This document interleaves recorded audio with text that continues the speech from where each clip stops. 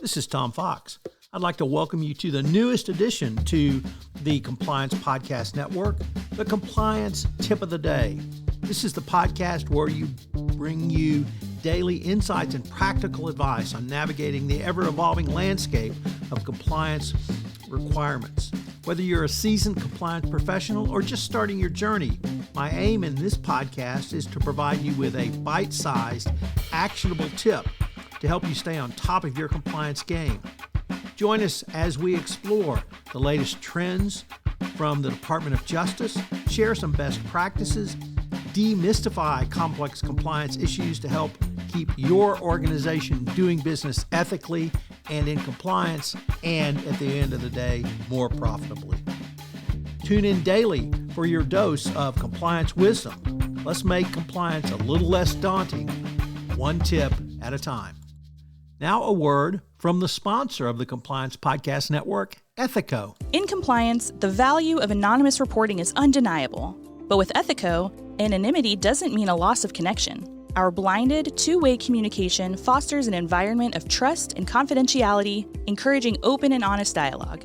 It's not just about receiving reports. It's about understanding the story behind each one, creating a culture of integrity and respect. Transform your approach to anonymous reporting with Ethico. Begin your journey at ethico.com/CPN, where you can book a demo, access an exclusive white paper by Tom Fox titled The ROI of Compliance, and utilize our free ROI calculator. Today on the Compliance Tip of the Day, we consider the brand of compliance. What is a brand? Well, it is a promise delivered. I once watched a presentation by James Patterson, the well-known mystery and thriller author, and when asked what was his brand, he put out his hand as if to shake it, for us to shake it. And that has always stuck with me because that's what compliance is, or that's what a brand is. It is your promise that you will deliver something. For the corporate compliance function, it means something along the lines of actually doing business ethically and in compliance while making business run more efficiently and creating greater profitability. It could mean driving an ethical culture to the very heart of your business.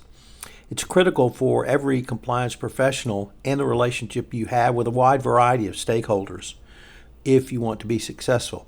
If you begin to think of your personal brand as a compliance professional and your corporate compliance program as relationships with stakeholders, you begin to see things in a little bit different way. And that is something that I think is important for you, not to be Dr. No from the land of no. Be seen as a trusted partner who will not only protect employees from running afoul of the laws, such as the FCPA, but really to help facilitate the business process so it can be more efficient and allow companies to do business more profitably.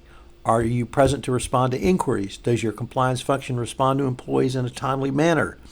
Do you do the basics, but then do you go beyond the basics? Do you develop relationships with others in your organization? Russ Berlin, former CCO, used pizza to help develop relationships and build his brand. He bought lots of pizzas for lots of lunches, and that made him stand out in his organization because he was the only person at the C-suite level who was treating other executives to pizza for lunch, and it turned out they loved it. So building your brand is building towards delivering promises, whether that promise be a pizza for lunch or whether that promise be a quick and efficient utilization of compliance to drive greater business efficiency, to drive greater profitability. I think that's all on you, but never forget, a brand is a promise delivered. This month's sponsor of the Compliance Podcast Network, including this podcast, is Ethico. Have you ever wondered about the ROI of your compliance program or had concerns with presenting budget proposals to your CFO? Well, I partnered with Ethico to write a white paper on the ROI of compliance and how you can think through compliance as an investment strategy. Ethico has put together a ROI calculator for you. Check them out on the website. This is Tom Fox again.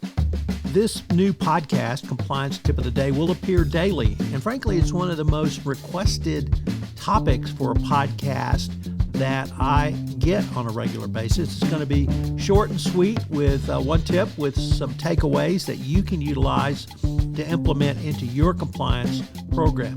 If you've got a question that you would like a tip on, please submit them through our website, and we will use them in an upcoming episode. The Compliance Tip of the Day is a production of the award-winning Compliance Podcast Network.